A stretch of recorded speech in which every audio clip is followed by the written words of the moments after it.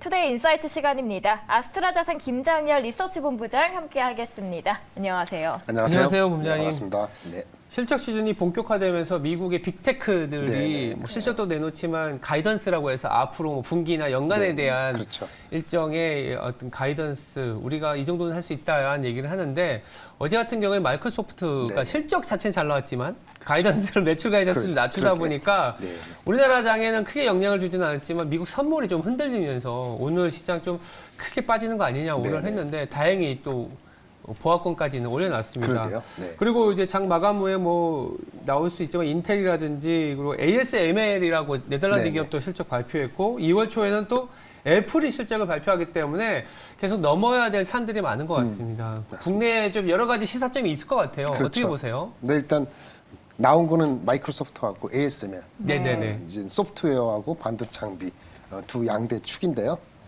말씀하신 것처럼 마이크로소프트는 실적은 뭐 생각보다 나쁘지 않고 소폭 뭐 상회하거나 부합했다고 할 수 있는데 가이던스가 안 좋았죠. 매출 가이던스가 525억 달러 정도가 컨센서스였는데 510억 달러 전후니까 좀 빠졌어요. 그래서 마이크로소프트 하면은 요즘 난리 나고 있는 그 AI 챗봇 거기 투자하는 것 때문에 관련돼 가지고 각광을 받아야 되는데 이 주식은 연말 대비했을 때 올라간 게 없거든요. 조금 그런 아쉬운 점이 있는데 비용 단위나 매출 단위 당장의 다음 분기 이번 분기에는 그렇게 좀 영향을 주니까 실적이 바로바로 회복하지 않는다, 이런 현실 인식 같은 걸 주다 보니까 주가 올라가지 못한 것 같아요. 하지만 우리 관련되는 업체 AI 관련된 거라든지 아니면 얘네들이 하고 있는 클라우드 컴퓨팅 자체가 완전히 무너지는 게 아니니까 이 정도로 오늘 마무리되지 않을까, 주가에 대한 영향을 미치는 거 다른 주식에 대해서는. 그래서 아쉽지만은 뭐 그 정도면 다행이다, 이렇게 말씀드릴 수 있겠고요.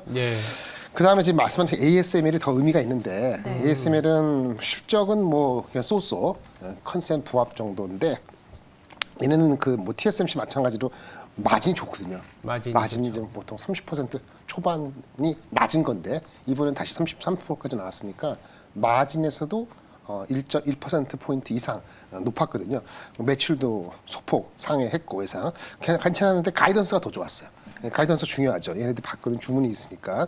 이번 분기에 해당되는 것이 그 가이던스가 원래 61억 컨센서스보다 좀 높은 방향으로 갈 수 있다, 이런 식으로 얘기를 해가지고, 그다음에 올해 전체적으로도 마진도 좋아지고. 왜 그런가 보니까는 지금 얘네들이 우리가 보통 알고 있는 PC라든지 스마트폰 이런 쪽은 안 좋다, 우리 자기네 고객들이 안 좋다 하니까 받아들인다. 그런데 그 자동차 전장 사업은 산업용은 수요가 굉장히 강하다. 그래서 하반기에는 고객들이 내년도 상승 사이클에 대비해서 주문을 지속적으로 증가시킬 것 같다. 이게 긍정적인 거죠. 우리 반도체 입장에서는 오늘도 반도체 필라델피아가 마이너스 꽤 높게 빠졌거든요. 마이너스 1% 이상 빠졌는데 거의 보합으로 끝난 플러스로 바뀌는 것 같은데 그것이 아마 ASML의 가이던스 중에서 이 하반기를 업황을 턴할 것을 고객이 기대하고 있고 나쁜 면보다는 긍정적인 측면을 조금 강조하는 느낌이 들거든요. 그래서 얘네 실적보다도 그런 언급을 한 것이 한국장에는 주가가 좀 많이 올랐잖아요. 하이닉스도 그렇고 쉽게 물러나지 않을 수도 있는 그런 인디케이션을 준 게 아니냐는 측면에서 긍정적이라 말씀을 드릴 수 있겠고요.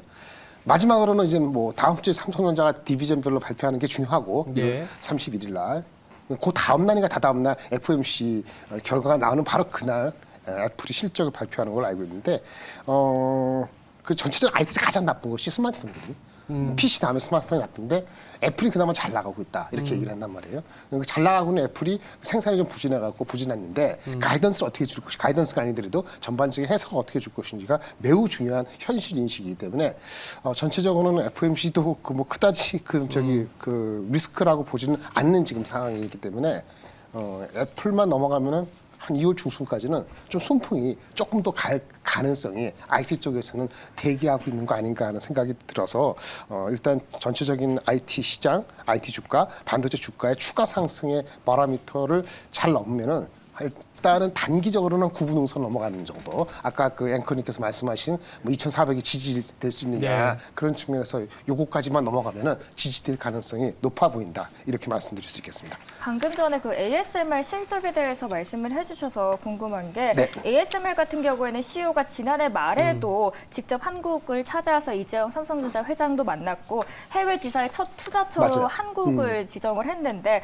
그렇다면 한국과의 협력을 강화하는 와중에서 관련주들도 좀 주목을 해보면 좋을 것 같은데 어떻게 보시나요? 좋은데 장비가 여러 업체가 있잖아요. 근데 삼성전자에 많이 매달려 있는 그런 주식은 단기적으로 많이 올라가지 못할 거예요. 왜냐하면 지금 듣는 게 삼성전자가 지금 4분기에서 1월 넘어오는데 지금 오더나 이런 주문을 조금은 지체하거나 좀 보류하거나 좀 보수로 다 받고 있거든요. 그래서 ASML은 갖고 있는 장비가 EUV라고 아주 최첨단 장비이기 때문에 아까 말씀하신 것처럼 올 연말 내년도를 대비해서 긴 리드 타임을 갖고 있는 걸 미리미리 주는 거는 그렇게 안 빠진다 이런 얘기인데 삼성은 눈앞에 다쳤잖아요. 지금 적자하고 그러니까 삼성전자 하이닉스가 주가 오르는 건 아이러니하게 삼성 하이닉스가 감산하거나 투자를 보수로 한다는 거기 때문에 삼성이나 하이닉스의 비중이 너무 많은 장비 업체는 조금 제외하고 그 커스터머가 다양화돼 있고 그러니까 인텔이라든지 뭐 마이크론이라든지 TSMC라든지 이런 다양화된 주가가 있는 중소기업 장비주를 선택해야 돼요. 그러니까 삼성전자 주식이나 애플에 하이닉스 관련되는 장비주가 빠진다는 게 아니고 탄력이 좀 아직까지는 좀 약할 수 있다. 그거를 감안하셔갖고 중소 장비도 선별해야 되지 않을까 이런 생각이 들고 있습니다. 삼성전자가 근데 비밀병기를 만들었다 해가지고 네. EUV 페리컬이다 양산 기대감이 네네. 좀 나오고 있습니다. 그런 주식은 좀 있죠. 그 저기 뭐 FST라든지 SN 까먹었는데. SNS텍. 네네네. 저는 말씀드렸는데 그런 주식은 괜찮아요. 네. 펀더멘틀적으로. 네. 근데 밸류에이션 와이즈 그 주가 반영을 미리 한 측면이 없는가 있는가 그 측면을 바라봐야 되는데 그런 그 기본적인 테마하고 그 방향성은 그 주식들은 사실은 어느 정도 반영돼 있는 것 같은데 흔들릴 정도는 아닌 것 같아요. 근데 일반적으로 그냥 전공존 장비에 가지고 삼성 하이닉스에 매달려 있는 거 이런 주식은 조금은 ASML이 얘기하는 거하고는 격차를 두거나 시차를 주고 반영될 수 있기 때문에 아주 급하게 올라가지 않을 수 있다는 거를 좀 아실 필요는 있을 것 같고 좀 전에 말씀하신 거는 해당이 됩니다. 긍정적인 측면에서 네. 그렇게 말씀드릴 수 있겠습니다.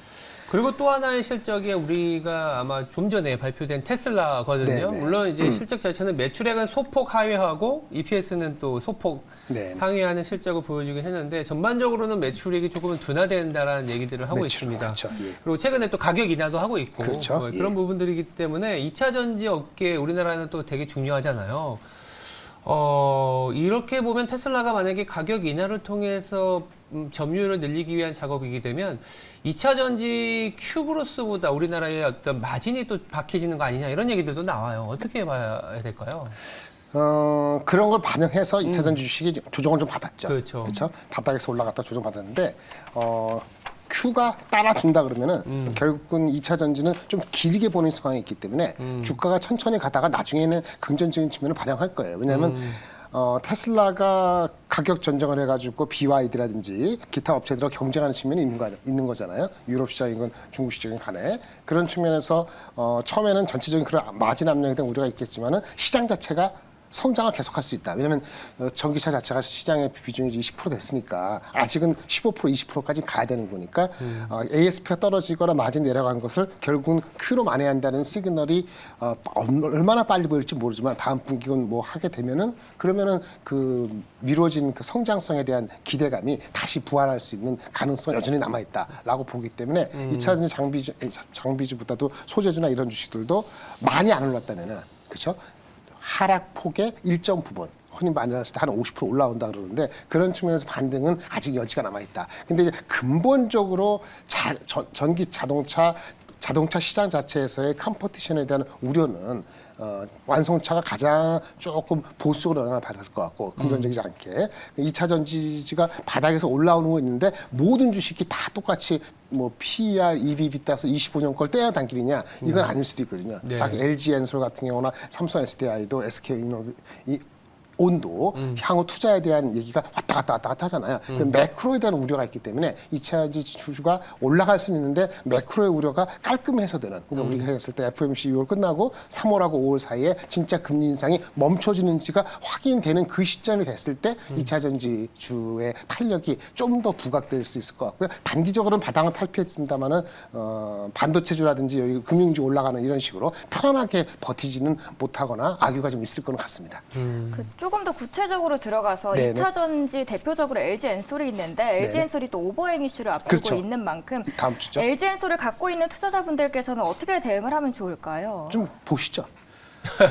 네. 아니 그 저기 보도록 자사주 하겠습니다. 있는 거 팔 사람들이 많은데 네. 뭐 급할 거 있나요? 삼성 SDI도 있고 그렇죠. 뭐 다른 주식 많은데 그 주가가 50만 원대면은 뭐 얼추 그냥 큰 거 작은 거 다 반영돼 있는데 다른 주식 많습니다. 그래서 뭐 급할 건 없을 것 같아요. 27일까지 보고 나서 실제 풀리는 건 31일이니까 그때쯤 가서 보시죠. 전체적으로 2차 전지는 약간의 어떤 기다림이 좀 필요하다. 그렇죠. 테슬라가 오히려 가격을 인하하고 나서 큐브로스가 뭐 월간이든 분기보다 나오게 된다면은 네네. 뭐 ASP 하락분을 감안하더라도 괜찮다라는 콜이 있으니까 뭐 단기적으로 오버행 이슈도 있으니까 그렇죠. 기다리자. 네네. 네, 이렇게 볼 수 있겠습니다. 내려간다는 건 아니지만 우선순위는 현재는 아닌 것 같아요. 네. 자, 그렇다면 또 저희가 다음 주에 이벤트가 있습니다. FOMC를 앞두고 있는데요. 앞으로 이후에는 금리 동결이 예상되는데 어떻게 시장에 영향을 보시는지. 뭐 이제 다음 주 금리 동결이 아니죠. 25pp 올라가서 네. 0.2, 4.5, 4.75가 됐는데 그런 98%가 그렇게 보고 있으니까 서프라이즈가 네거티브 나올 리는 없을 것 같고 어떤 데이터들도 1월 데이터 이런 것도 확인이 안 되거나 그런 게 있기 때니까 넘어가는 거죠. 3월 20일인가요? 다음에 45일도 나오는 그 당시에 반영될 2월달 지표 이런 것이 중요하기 때문에 FOMC 미팅 직후에 어떤 또 코멘트를 할지는 약간의 이슈는 있겠지만 그렇다고 해서 뭐 25피 하고 나서 그 다음부터 다시 50pp로 강화한다 이런 식의 또 지나치게 매파적인 코멘트를 할 거리가 또 없어요. 그래서 좀 주가가 주시장이 좀 과하게 올라가면은 좀 누그러뜨리는 소프팅하는 커멘트가 나올 계절성은 있습니다만은 네. 주가는 또 그런 걸 미리 반영해서 또 그렇게 놀랍게 막 치솟지는 않고 적정하게 기어오르는 정도의 흐름을 아까 말한 것처럼 2월 초까지는 갈 수 있는 그런 그 기반은 FOMC 미팅 자체가 흔들리지는 않을 것 같아요. 일단은 뭐 25EP라는 부분들이 다음 주에 나와도 뭐 다 알고 있는 상황이라서 그렇죠. 네네. 다들 기대하는 거는 오히려 2월에는 금리는 올리지만 3월부터는 빠르면 동결할 수도 있다. 그렇죠. 예. 그리고 월스트리트저널에서는 뭐 비공식 대변이라고 하잖아요. 그 기자가 기자. 네. 닉 티미라우스인가? 그래서 맞습니다. 이제 동결에 대한 얘기를 논의할 수 있다 하면서 사실 지난주 후반부터 강하게 시장이 들어올린 감이 없지 않아 있거든요. 맞습니다. 예, 예.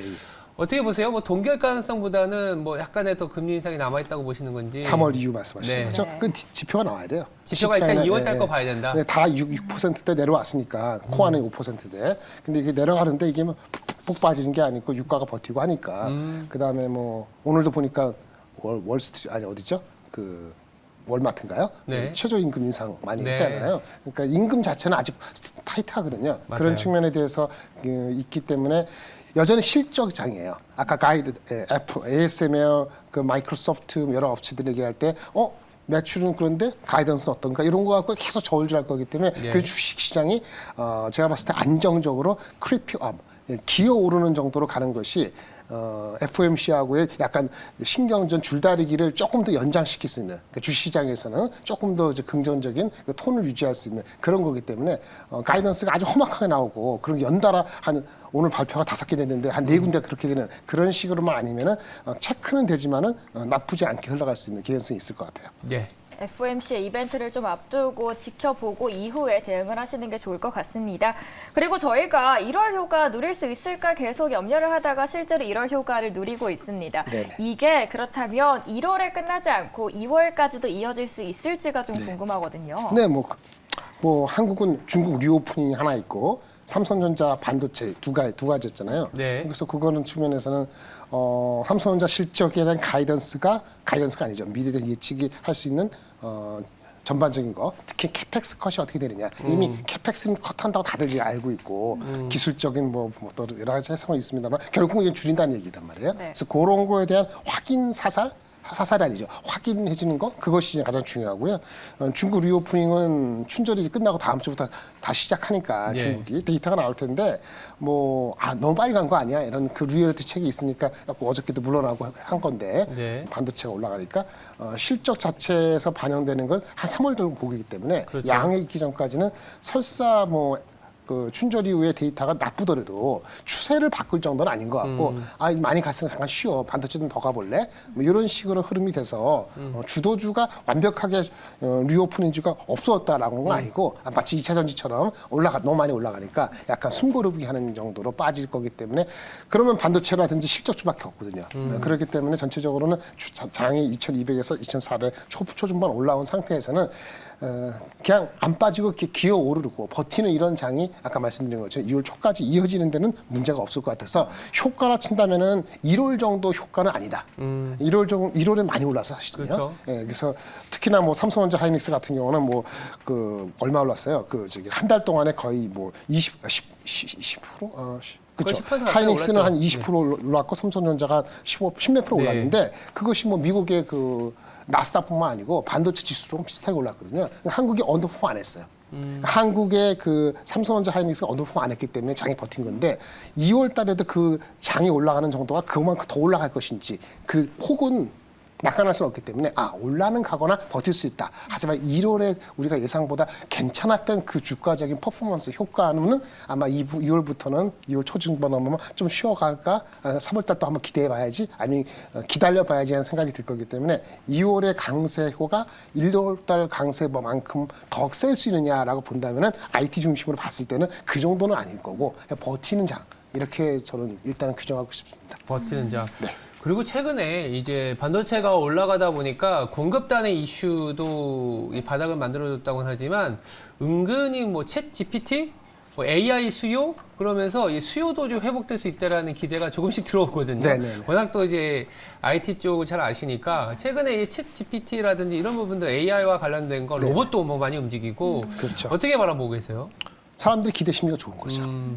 사람이 기본적으로 인간의 본성이 와우하고 편하고 여러 가지 요인이 있는데 우리 잠깐 아침에 말씀드리기 애매하겠지만 2016년에 나오고 2017년에 번역된 호모데우스라는 책이 있어요. 유발 하랄이라고 이스라엘 역사학자가 쓴 그건데 거기서 인간의 궁극적 추구하는 게 세 가지인데 불멸, 죽지 않는 거, 바이오 관련되는 거고 두 번째는 행복이죠. 몰입할 수 있으면 행복한 거예요. 게임이라든지 여러 가지 콘텐츠 사업이 다 이런 거거든요. 사람이 네. 옛날보다 몰입할 수 있으면 좋은데 몰입할 수 있는 비즈니스가 뭐냐? 사람이 그러면 행복해진다. 그런 거니까 불멸과 행복이 있고 맨 마지막에 아까 호모데우스라는 말 자체가 인간이 신격화되고 싶은 거예요. 신이 되고 싶은 거예요. AI 뭐냐면 그것이 AI예요. AI. 신성화된다는 것이 인간은 AI가 되는 거거든요. 마치 알파고가 나와서 2016년이었잖아요. 네. 그때 이 사람이 쓴 책이 2017년에 번역되면서 센세이션을 일으켰고 2017년 그 해에 우리 말하는 챗봇 있잖아요. 네. 챗봇이 2017년에 아마 시작됐을 거예요. 오픈 AI. 그러니까 개발을 시작한 게 오픈 AI라는 회사가 17년에 시작됐거든요. 모든 AI의 디벨롭먼트는 5년 전에 2017년 기점으로 올라갔어요. 그때 이미 화두는 인간이 신성화되기 위해서 AI를 채용할 수밖에 없고 그것이 얼마나 편안한지 안 편한지 했는데 오픈 AI 챗봇이 발표되고 나서 작년에 12월 달에 5일 만에 100만 명 됐잖아요. 5일 만에 100만 명 되는 경우는 거의 없거든요. 아이폰도 2.5개월 걸렸고 그런 측면에서는 이 열광이 당분간 지속될 것 같은데 유감스럽게도 한국에서는 아주 조그만 주식들 많이 오른 주식들 그런 주식 말고는 실질적인 펀더멘털적으로 영향을 받는 건 엔비디아입니다. 엔비디아. 네, 그래서 엔비디아가 지난 12월 8일 날 이 챗봇이 100만 명 돌파했다는 뉴스가 나온 게 12월 8일이거든요. 12월 8일 대비했을 때 가장 많이 오른 주식이 뭐냐면은 엔비디아예요. 엔비디아. 네. 근데 삼성전자 하이닉스도 오르긴 했는데 그만큼은 아니었죠. 그렇죠. 그래서 그런 것이 반도체에서 사이클적으로 생산을 줄여갖고 업황 회복돼라는 삼성전자 하이닉스 이슈 말고 전체적으로 AI라는 것이 전체적인 반도체라든지 IT에서 새로운 혁신 제품에 대한 장기적인 그림에 대해서 열광하는 토대가 아닌가라는 생각에서 긍정적으로 보고 있습니다. 네. 그 열광하는 토대 속에서 이거 정말 될까 하다가 되는 것 같은 느낌이 드는데 네네.